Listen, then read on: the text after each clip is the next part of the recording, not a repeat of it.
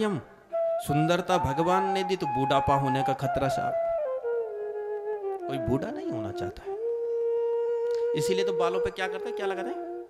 हाँ हाँ हाँ, डाई।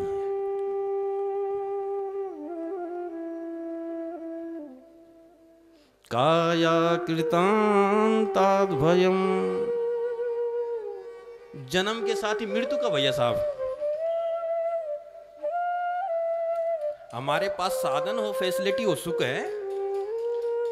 संभ्रांत कुल में जन्म होना सुख है, धन होना सुख में है, शालीनता सुख है, पढ़ा लिखा होना सुख है, रूपवान होना सुख है, घर में किसी बच्चे का जन्म सुख है।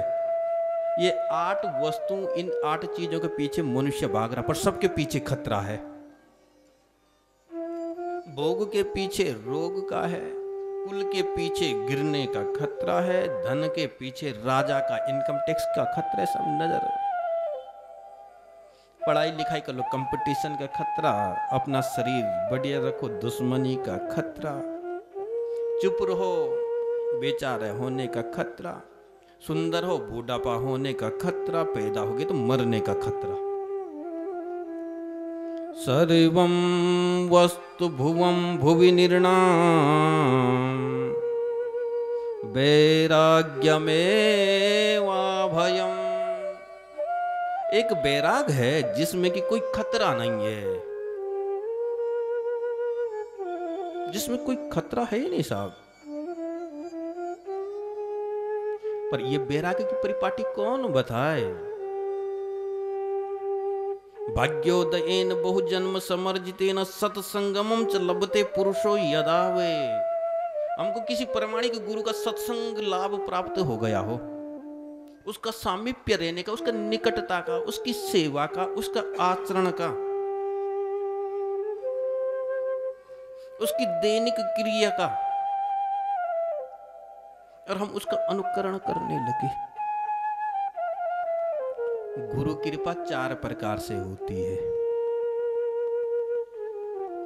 पहली कृपा है शब्द की। एक टिटरी पंछी होती है, जब वो किसी पेड़ पर घोंसला बनाकर अपने अंडे देती ना, कभी अंडों का स्पर्श नहीं करती है, वृक्ष के ऊपर घूमती रहती है और आवाज करती रहती है। और उस माँ की आवाज में ये सामर्थ्यता है कि वे अंडे विगलित होकर एक नया जीव का रूप धारण कर लेते हैं। तो गुरु की वाणी में वो सामर्थ्यता है कि हमारा नया जीवन प्रदान कर दे हमको।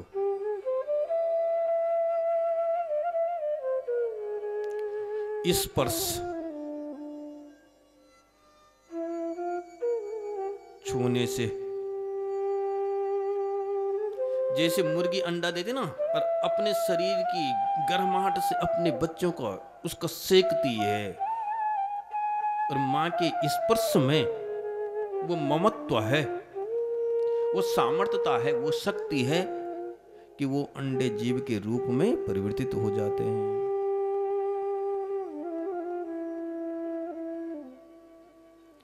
तीसरी कृपा है दृष्टि की, नजर की। मछली जब जल में अंडे देती है ना, अंडे भी बहना शुरू हो जाते हैं। मछली क्या करती है, जहां जहां अंडे बहते ना, नजर गाड़ी रहती है और कुछ नहीं करती। अंडे बहते रहते उस प्रभावित जल में और मछली नजर गाड़ी रहती है। वो माँ की नजरों में वो सामर्थ्यता है, वो चमत्कार है माँ की नजरों में। वैसे जब शिष्य गुरु के सम्मुख आता है, और हमारे सन्यास परंपरा में प्रणाम करने की, ओंकार उठाने की परंपरा है, उस समय गुरु और शिष्य दोनों नजरें मिलाते हैं और पलकें भी नहीं झपकाने चाहिए, ऐसा नियम है। दोनों नजरें मिलाते, गुरु भी है शिष्य भी। तो हमारी सन्यास परंपरा में उसको ओंकार उठाना कहते हैं। उसके अंदर अपनी शक्ति को स्थापत्य करने की प्रक्रिया है। जैसे आप अपने एक हैंडसेट से दूसरे हैंडसेट में कुछ मैटर ट्रांसफर करो ना, तो दोनों के ब्लूटूथ खोल देते हो मोबाइलों के। अपनी फाइल, एक फाइल दूसरे मोबाइल में ट्रांसफर करनी हो तो दोनों का कहा ब्लूटूथ खोल दो भैया। ऐसा ही गुरु अपनी साधना का जब शिष्य गुरु के सम्मुख आकर ओंकार उठाता है, तो गुरु अपनी साधना, अपनी सामर्थ्यता, अपना ओज, अपना तेज, अपना त्याग, अपने संस्कार शिष्य के अंदर परिपेक्षण कर देता है, डाल देता है, वो बीज रोप देता है। चौथी गुरु की कृपा होती है चिंतन की।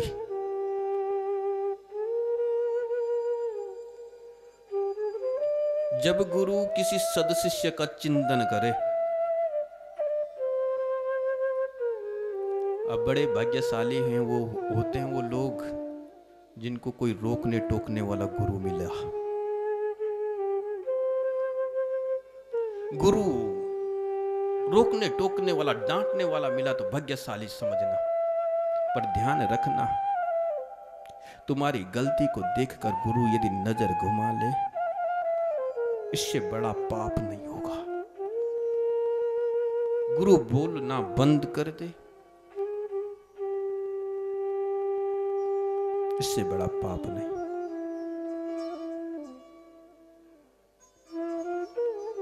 चौथी कृपा चिंतन की।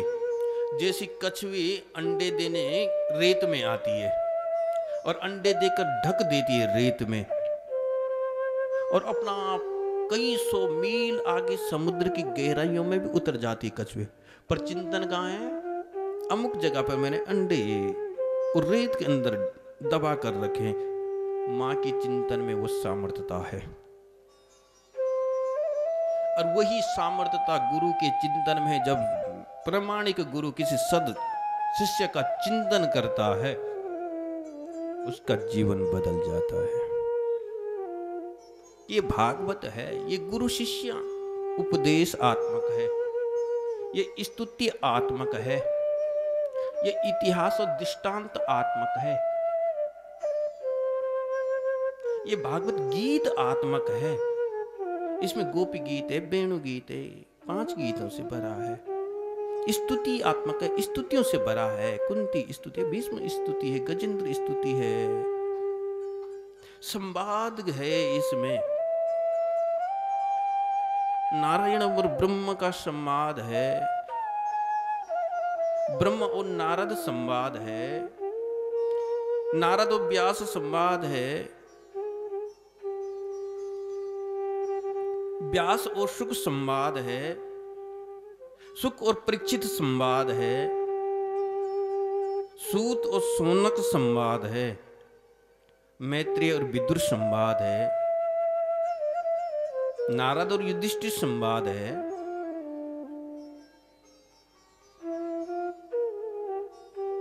विदेहराज और नारद संवाद है, नव योगेश्वर संवाद है, कृष्ण और उद्धव संवाद। ये संवाद आत्मक है, स्तुति आत्मक है, साधना आत्मक है भागवत।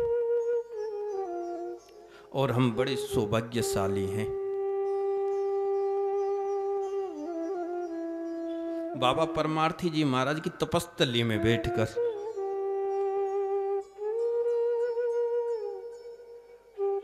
अपने जो समय है इसका सदुपयोग कर रहे हैं।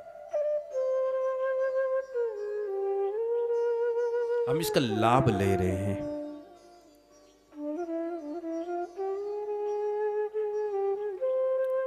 और ये लाभ लेते लेते आज कौन सा दिवस है? 5वां, पंचम दिवस की ओर हम लोग बढ़ रहे हैं। महाराज उत्तानपाद का चरित्र सुनाया, देवहूति और कर्दम का चरित्र। इनके घर भगवान कपिल आए थे। परशुति का ब्याह दक्ष नाम के प्रजापति से हुआ।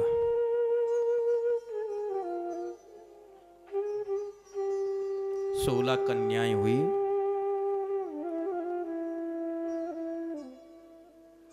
सबसे छोटी जो इनकी बेटी थी सती, उसका ब्याह भगवान शंकर के साथ किया।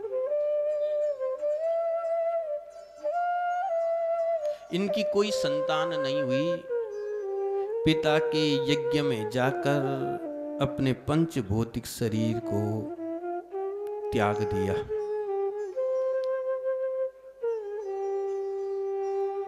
सुखदेव जी से परीक्षित पूछ पड़े, गुरुदेव पिता के घर में और बेटी का शरीर त्यागना, वो भी यज्ञ में,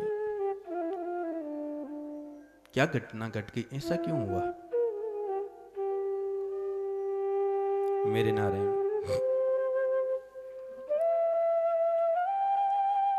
सुखदेव स्वामी जी सुना रहे। दक्ष को जब देवताओं का अध्यक्ष बनाया गया तब अहंकारी हो गया। देखो, जवानी, सुंदरता, पद और धन, ये 4 चीजें पचाना बड़ा मुश्किल है साहब। इसको तो कोई कुलीन, संस्कारवान व्यक्ति और मर्यादावान व्यक्ति ही पचा सकता है। जवानी बड़ी अपच करती है साहब ये भी। और फिर जवानी, और फिर ऊपर से सुंदर हो तो एक तो मियाँ बाबरे, दूसरी पीली भांग। फिर ऐसा हो जाएगा, मियाँ तो पहले बाबरे थे साहब, अब तो ऊपर से भांग भी पी ली। एक तो करेला कड़ा, दूसरा नीम चढ़ा।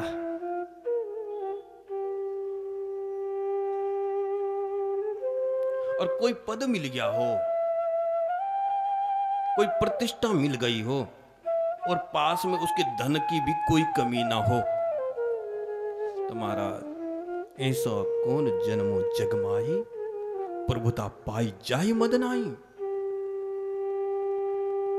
कौन प्रकार की, जो कुलीन हो, जो आचरणवान हो, जो मर्यादावान हो, जो संस्कारवान हो, वो लोग जवानी, सुंदरता, धन और पद को पचा लेते।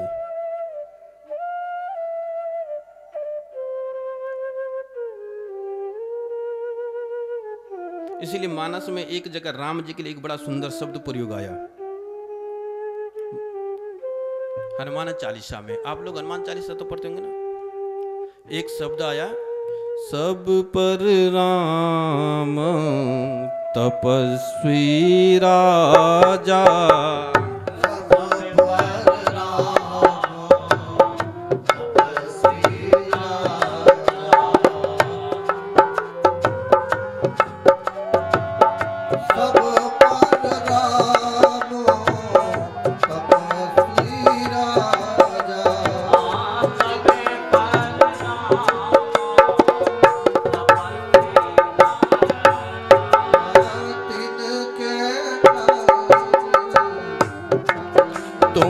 साजा।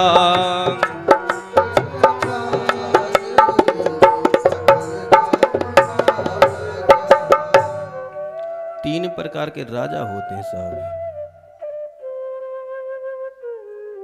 यशस्वी, मनस्वी और तपस्वी। यशस्वी जो अपना यश फैलाए, अपना राष्ट्र का उत्थान करे, अपनी खोई हुई संस्कृति की पुनर्स्थापना कर दे।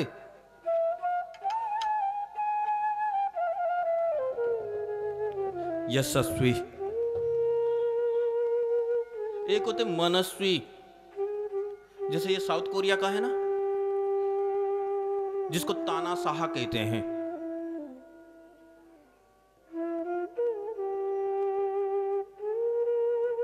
जो भारत में 1975 को घटना घटी थी, इमरजेंसी के दौरान में, ये सब मनस्वी लोग थे साहब। और महाराज दशरथ भी राम को यशस्वी ही बनाना चाह रहे थे कि मेरी 10 दिशों में मेरी कीर्ति है। दशरथ और 10 मुख का एक ही अर्थ होता है साहब। 10 दिशा पर मेरा जो अधिकार हो, मेरा पुत्र ऐसा यशस्वी होना चाहिए, पर मेरा राम तपस्वी। तपस्वी क्यों? राजा का और सन्यासी का कोई व्यक्तिगत जीवन नहीं होता है, कोई पर्सनल लाइफ नहीं होती है राजा की और सन्यासी की। वो सार्वभौम होता है, राष्ट्र का होता है सन्यासी और राजा। अब वो राष्ट्र के लिए ही चिंतन करता है, मेरा राष्ट्र, मेरा गांव, मेरा राज्य, मेरे अपने लोग कैसे उत्थान को प्राप्त हो, हमारे आगामी जो पीढ़ी हो, आने वाले जो हमारे नस्ल हो, उनको हम क्या देके जाएं।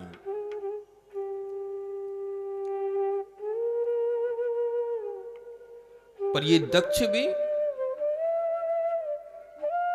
पद पाकर अहंकार को प्राप्त हो गया।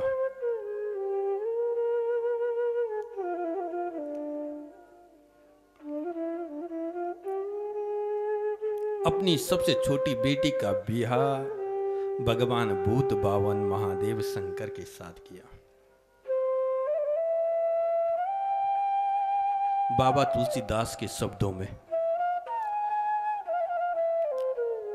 एक बार त्रेता युग माही शंभु गए कुंभज ऋषि पाही।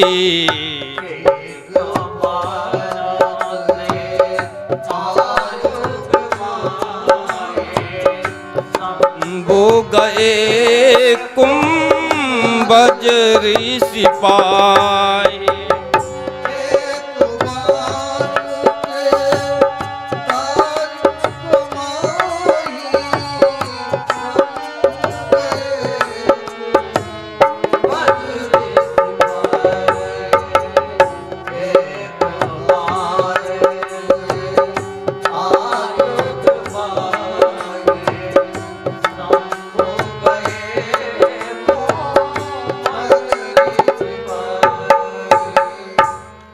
एक बार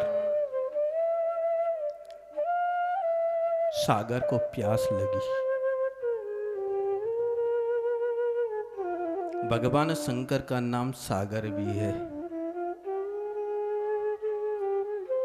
यहां अगस्त्य ऋषि नहीं लिखा है, कुंभज लिखा, घड़ा लिखा। कुंभज का अर्थ घड़ा होता है। और वो सागर अपनी प्यास को बुझाने के लिए घड़े के पास जाता है।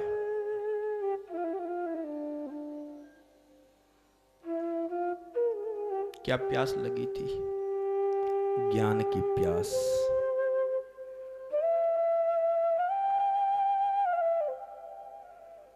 ज्ञानियों को भी प्यास लगती है साहब। अपनी अर्धांगिनी, अपनी भार्या, अपनी प्रणीता से बोलते चलो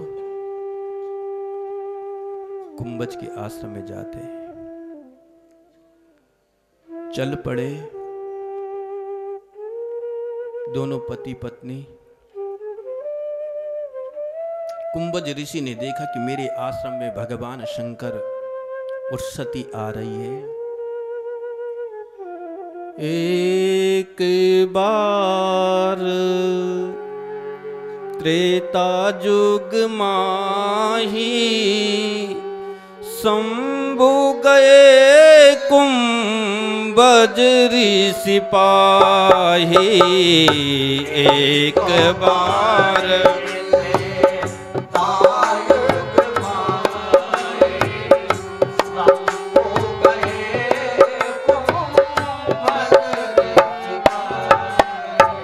संग सती जग जननी भवानी।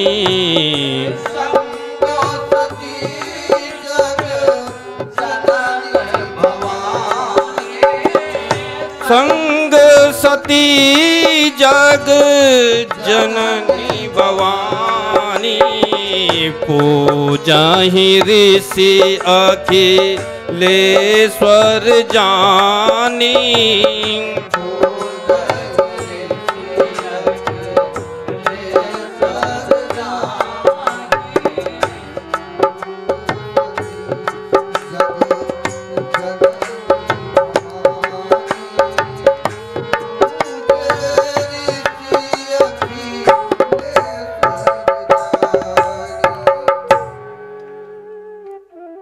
बाबा जी लिख रहे हैं, ऋषि द्वार पर पहुंचे और प्रणाम किया। क्यों प्रणाम किया? संग सती जग जननी भवानी। भगवान शंकर के साथ सती आई है। 3 विशेषण दिए। सती कहने का तात्पर्य भगवान शंकर की अर्धांगिनी है। संग सती जग जननी भवानी, ये जगत की माँ है, ये भवानी है, ये जीवों का पालन करती है, इसलिए ऋषि ने प्रणाम किया। तो किसके साथ? ध्यान से सुनना। शंभु गए कुंभज ऋषि पाही। भगवान शंकर के लिए बाबा जी ने जो शब्द प्रयोग किया, शंभु किया।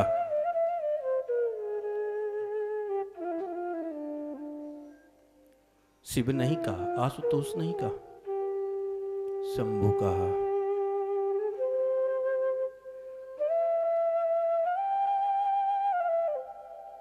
यही ऋषियों की मस्ती है, यही ऋषियों का प्रेम है। हर आन खुशी हर बान खुशी, हर वक्त अमीरी है बाबा। जब आशिक मस्त फकीर हुआ तो क्या दिलगिरी है बाबा। ये फकीरों की अपनी मौज है साहब। शब्दों का चयन। प्रणाम किया और सती से यहीं पर पहली गलती हो गई। पता क्या गलती हुई? सती कहती कि बाबा जी को लगता कुछ आता जाता नहीं है। क्यों?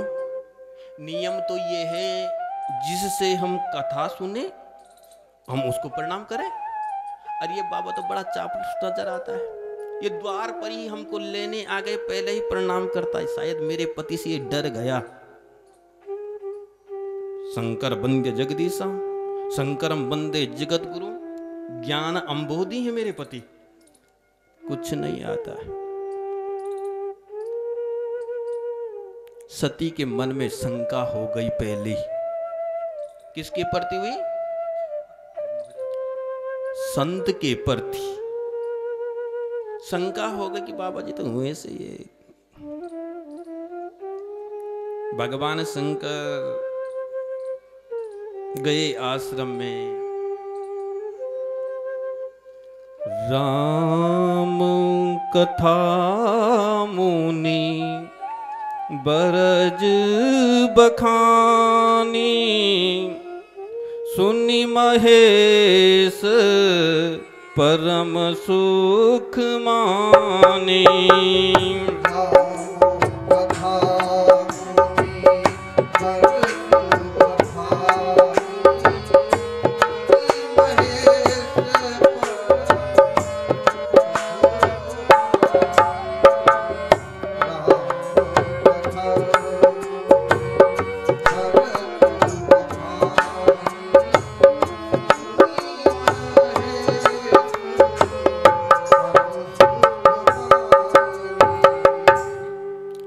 जब कथा सुनी, किसने सुनी? सुनी महेश। आए थे शंभु, कथा सुन रहे हैं महेश। कुछ दिन रुके, जाने लगे, विदाई हुई। मुनि सन विदा मांग त्रिपुरारी मुनि सन विदा मांगी त्रिपुरारी चले भवन संग दक्ष कुमारी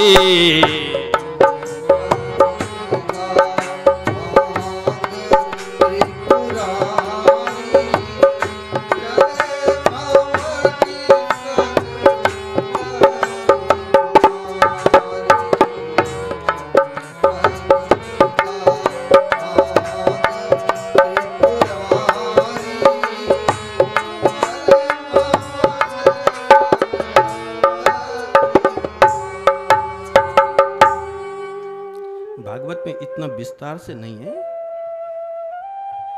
पर मेरा आराध्य का चरित्र है। और होता ना,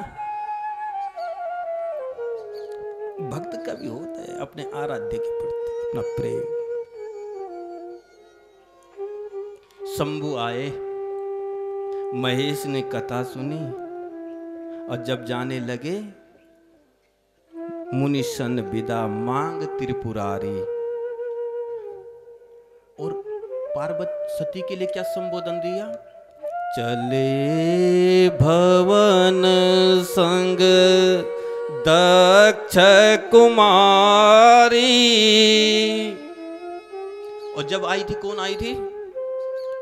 सती आई थी, जगत जननी आई थी और मां आई थी। बाबा जी ने एकदम डिमोशन कर दिया और शंकर का प्रमोशन पे प्रमोशन। महेश, शंभु, महेश, त्रिपुरारी और सती का सती जगत जननी और भवानी से कहा कि दक्ष की बेटी जा रही है। जबकि शादी के बाद पति के नाम से जाना चाहिए कि फलाने की पत्नी है, फलाने की मां है, पर कहा कि नहीं। बाबा जी कहते तो तुरंत इसको उतारो, नीचे उतारो इसको। और तत्काल बाबा जी ने सती को मुनि सन विदा मांग त्रिपुरारी चले भवन संग दक्ष कुमारी।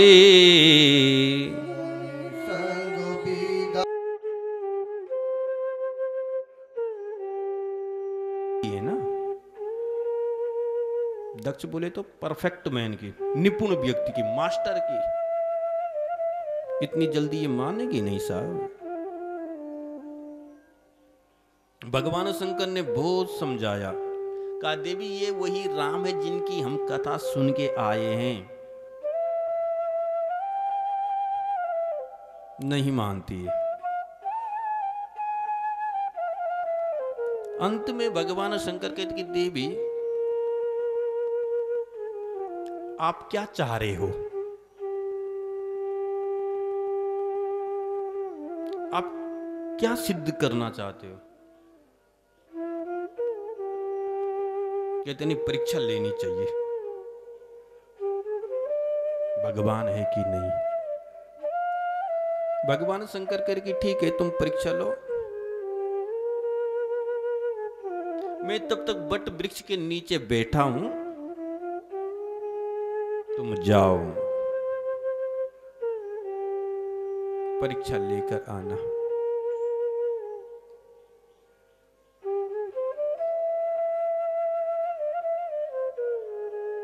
एक चौपाई की अर्दली बड़ी प्रसिद्ध है ना, जो सब लोग हम लोग पढ़ाई करके बोला करते हैं। होई सोई जो राम रचि राखा,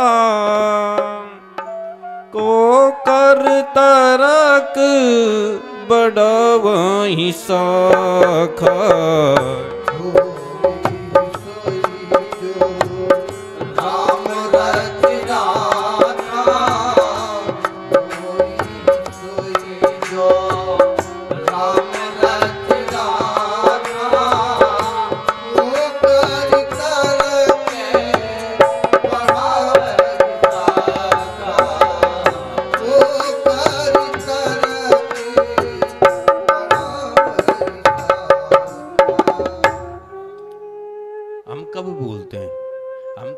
काम नहीं करना होता है। तो जब हम लोग अपनी कोई जिम्मेदारी, अपना फर्ज, अपना दायित्व, अपना उस दायित्व का निर्वहन नहीं करते हैं ना, तब कहते कि होई सोई जो राम रचि राखा। भैया कहने का अधिकार नहीं है। जब हम अपने कर्मों की परिपूर्णता, सामर्थ्यता से, अपनी बुद्धि की, कौशल की सामर्थ्यता से, अपनी विवेक की योग्यता से समर्पण हो जाए और सफल ना मिले, कार्य की सफलता नहीं हो रही है, फिर कहने का अधिकार है कि होई सोई जो राम रचि राखा। मैंने तो पूरा कर्तव्य किया था, मेरे कर्म में कोई त्रुटि नहीं रही, मैंने अपनी बुद्धि की पूरी सामर्थ्यता लगाई थी, पर सफल नहीं हो पाया। अब शायद भगवान को कुछ और मंजूर है, फिर कहने का अधिकार है। भगवान शंकर ने तभी का सती को खूब समझाया, पर हम लोग बड़े चालाक लोग हैं ना, मनुष्य है ना, जो काम नहीं करना है, जिसकी टाल बराई करनी है, कहते महाराज जी होई सोई जो राम रचि राखा, सब हो जाएगा। नहीं होता है मेरे नारायण। सती चल पड़ी। और चौथी गलती पता सती ने क्या की?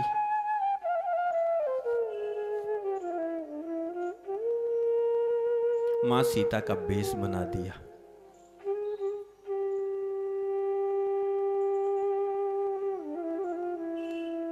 लक्ष्मण देखी उमा कृत भेषा, चकित भये ब्रह्म हृदय विषेक। एक बार तो लक्ष्मण जी भी चकित हो गए, हूबहू सीता का भेष बनाकर चलने लगी। चौथी गलती होगी सती से। पहली गलती संत पर शंका, दूसरी गलती पति पर शंका, तीसरी गलती भगवान पर शंका, और चौथी गलती क्या की? मेरी मां सीता का भेष बनाया। पांचवी गलती पता क्या की? एक्टिंग करना नहीं आया सती को। भेष तो बना दिया पर रिहर्सल नहीं थे ना, एक्टिंग करनी नहीं आई। क्या एक्टिंग करनी थी? चलना नहीं आया। फूडी फूडी हृदय विचार कर, धरि सीता कर भेष, आगे हुई चली पंथ तेहि, जेहि आवत नर। चलना नहीं आया। कैसी चल रही है सीता? ये आगे आगे चल रही है। अब मेरी मां सीता कैसे चलती थी? उभय बीच सिया सोहई कैसे, ब्रह्मा जीव बीच माया जैसे।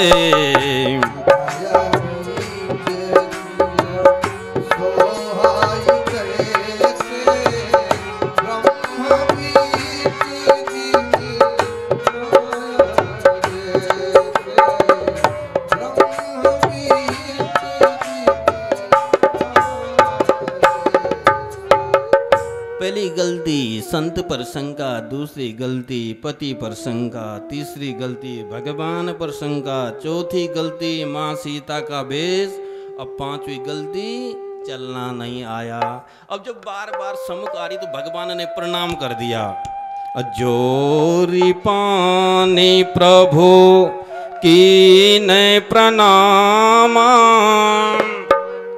जोरी पानी प्रभु कीने प्रणाम, पिता समेत कीन्हि निज नाम।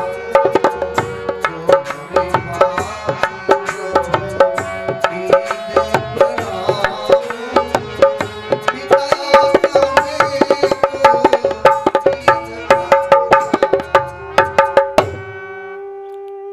भगवान ने प्रणाम किया। देवी जी प्रणाम हो आपको, जय जयकार हो। प्रणाम करके चल गए। छठी गलती, समझना चाहिए था कि पति जो पत्नी को प्रणाम नहीं करता है। यहाँ करते हैं? यहाँ पति जो पत्नी को प्रणाम करता है? कहीं नहीं करता ना।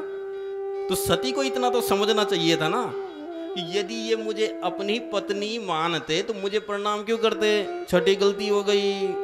कहो बहु पिता समेत लीन निज नामो। सातवीं गलती क्या होगी? जब प्रणाम करके चल गई सती फिर सामने खड़ी हो गई। सातवीं गलती की अब राम अपना परिचय दे रहे हैं। पिता समेत लीन निज नाम। देवी, मैं दशरथ महाराज जी का बड़ा बेटा राम और ये मेरे भाई लक्ष्मण है। सातवीं गलती हो गई। सती को समझना चाहिए था कि ये मुझे अपनी पत्नी मानते या समझते तो शादी के इतने वर्षों बाद परिचय देने की क्या जरूरत पड़ रही थी। फिर भी भगवान चले गए और फिर सती आ गई। भगवान ने कहा ये ऐसा नहीं मानेगी। कहूं बहोरी कहाँ वृष के तो, कहूं बहोरी कहाँ वृष के तो, विपिन अकेली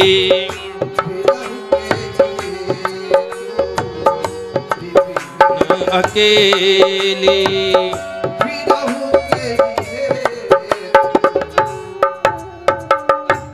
हे देवी, कहाँ वृष केतु? तुम्हारे पति कहाँ है?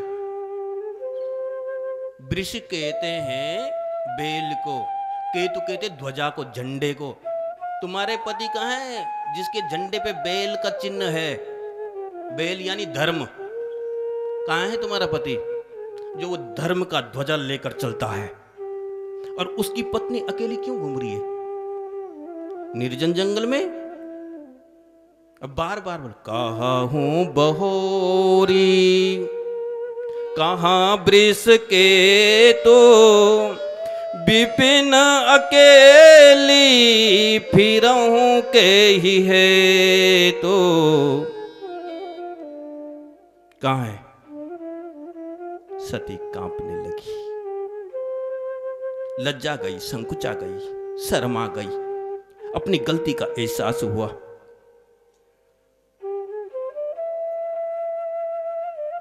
भगवान ने अपनी माया दिखाई, कहा कि चलो थोड़ा अपना प्रभाव भी दिखाना चाहिए।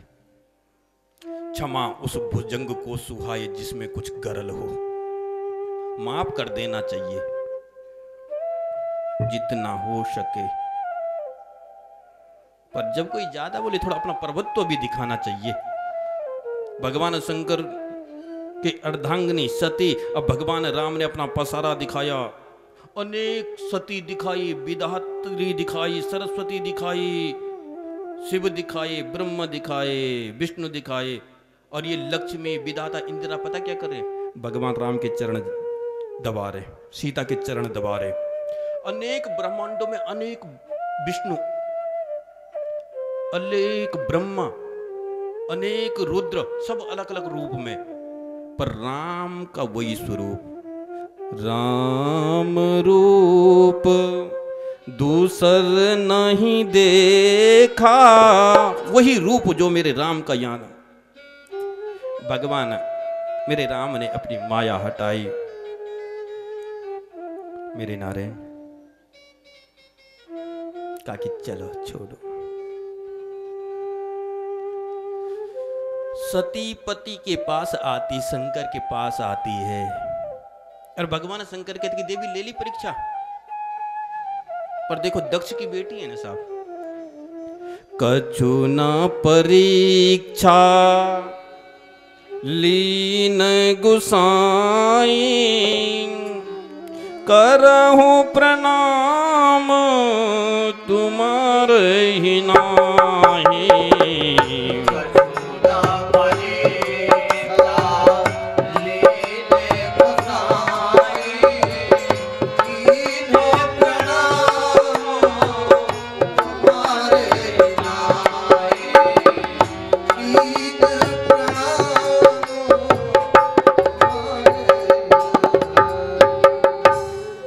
आठवीं गलती क्या करती है? झूठ भी बोलने लग गई।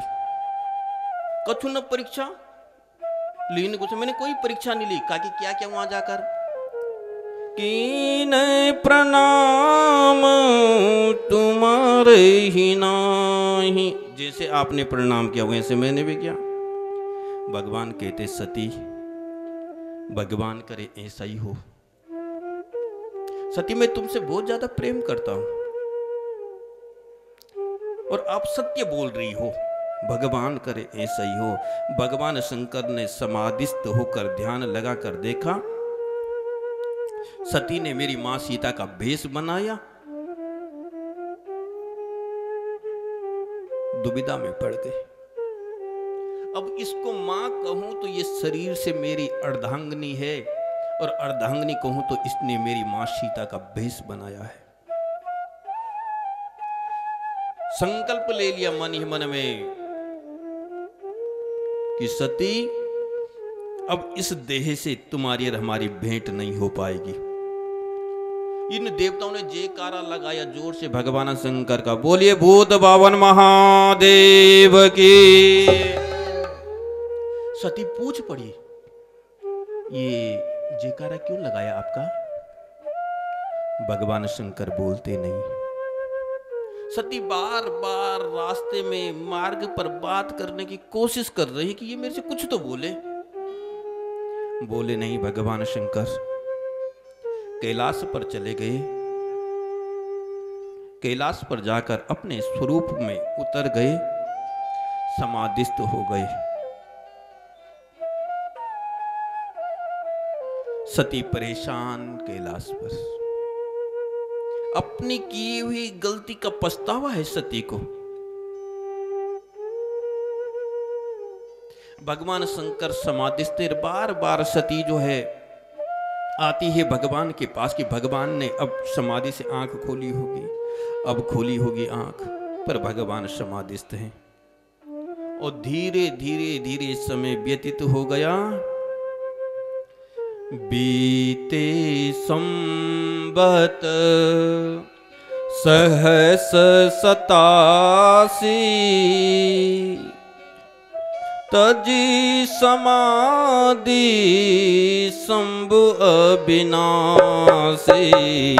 बीते संबत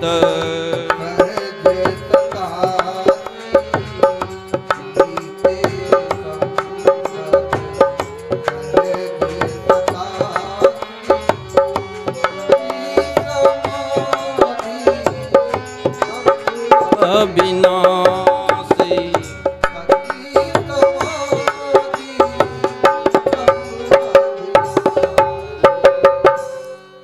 87,000 बरस बाद,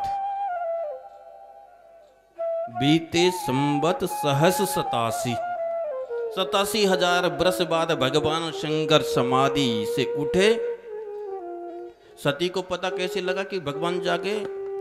राम नाम शिव सुमिरन लागे। राम राम बोलने लगे, राम राम। और सती आ गई। एक बार भगवान शंकर मां पार्वती इस मृत्यु लोक पर आई। कहीं सब यात्रा जा रही थी,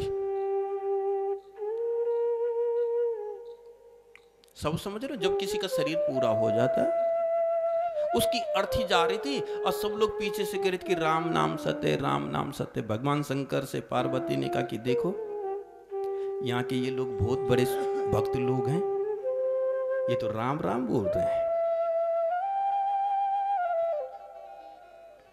भगवान शंकर भी और मां पार्वती भी भेष बदल कर वो जो अर्थी के साथ सब यात्रा में लोग जा रहे थे उनके साथ चल दिए। शमशान पे पहुंचे, मुर्दा को नीचे रखा, सब चुप हो गए। अब पति पत्नी एक दूसरे को इशारा करने लगे कि क्या हो गया? अभी तक तो ये लोग कह रहे थे कि राम नाम सत्य, राम नाम सत्य, ये चुप हो गए। थोड़ी देर बाद भैया चलो कोल्ड ड्रिंक मंगा लो, गला सूख गया है? कुछ नहीं, बीड़ी जला लो, अरे पानी मंगा लो, बिस्लेरी मंगा लो।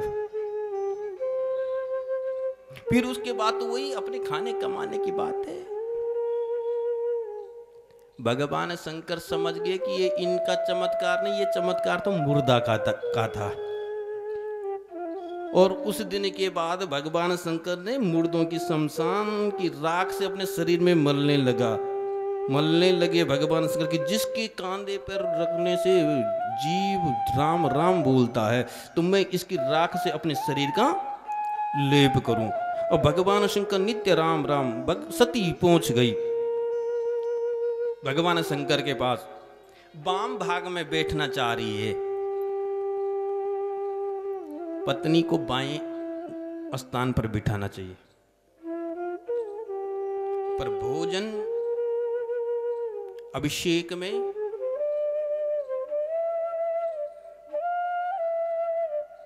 दाहिनी ओर होना चाहिए।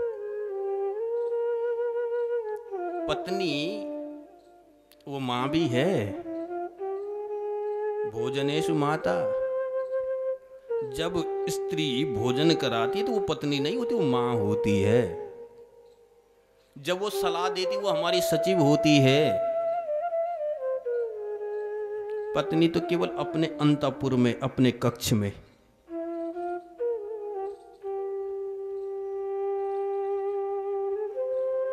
सती जब बैठने लगी, भगवान शंकर ने हाथ पकड़ दिया, देवी नहीं, यहाँ नहीं बैठोगे आप ये अधिकार खो चुकी हो, सम्मुख बैठो।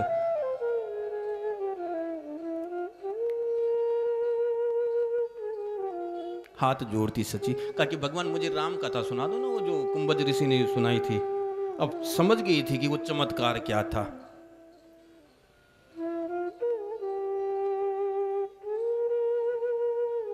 भगवान शंकर भी कहते चलो कोई नहीं। भगवान शिव भगवान का चरित्र सुनाई रहे थे, पर सती कहां बैठी कथा सुनने के लिए, और क्या कर रही? सती ही देखी तब व्योम विमाना, व्योम विमान देखा, आसमान पर नजर, बैठी है जमी पर कथा में और आसमान पर नजर पूछ पड़ी भगवान शंकर से, भगवान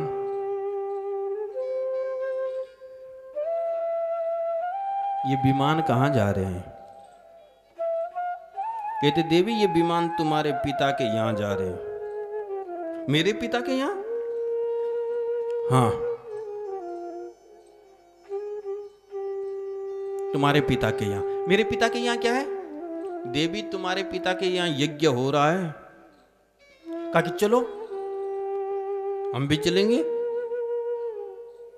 भगवान शंकर कहते कि देवी हम नहीं आएंगे। क्यों? मेरे पिता के यहाँ यज्ञ है, तुम क्यों नहीं आओगे? देवी तुम्हारे पिताजी ने हमको निमंत्रण नहीं दिया है। सती कहती सुनो, पिता के घर में, गुरु के यहाँ, मित्र के यहाँ और देव स्थान पर निमंत्रण की जरूरत नहीं होती है।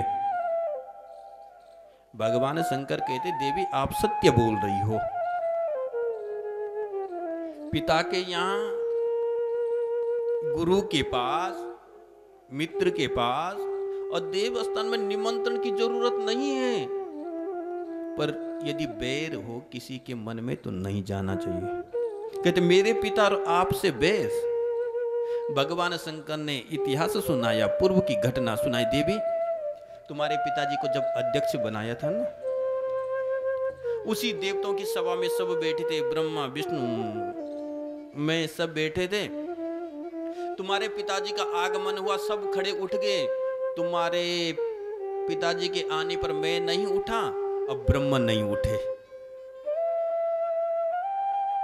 देवी मैंने मन ही मन प्रणाम कर दिया था। तुम्हारे पिताजी को बहुत बुरा लगा कि इसने मेरा अपमान किया, मेरे आने पे ये खड़ा नहीं उठा। कहते कि चलो ब्रह्मा तो मेरे पिताजी हैं, बूढ़े हैं, नहीं उठे तो क्या हुआ, पर ये तो मेरा जामाता है, मेरा जवाई है, इसको उठना चाहिए था। देवी तुम्हारे पिताजी ने बहुत भला बुरा कहा। देवी उस दिन तुम्हारे पिताजी ने हमको यज्ञ भाग से वंचित कर दिया। कहा कि शंकर को कोई यज्ञ में नहीं बुलाएगा और इसकी शुरुआत मैं करूंगा।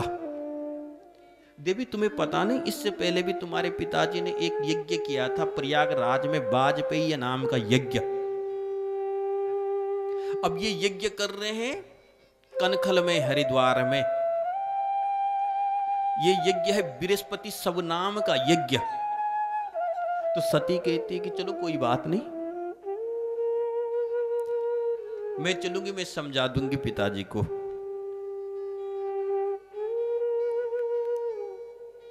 कोई बात नहीं। भगवान शंकर कहते कि नहीं। अभी भी देखो ये दक्ष की बेटी है ना, क्या पता क्या कहती है, प्रजापतिस्ते ससुरस्य संप्रीतम, तुम्हारे ससुर जी के यहाँ यज्ञ हो रहा है। अब तक क्या कह रही थी, मेरे पिता के यहाँ। अब कह रही कि तुम्हारे ससुर जी के यहाँ हो रहा, अब तो चलो। भगवान शंकर मन ही मन मुस्कुराते कहा कि वाह देवी। कहते देवी हम नहीं आएंगे। कहते मैं चली जाऊं? हाँ आप जा सकती हो देवी। सती का जाना नहीं चाहती थी सती, सत्य ये है।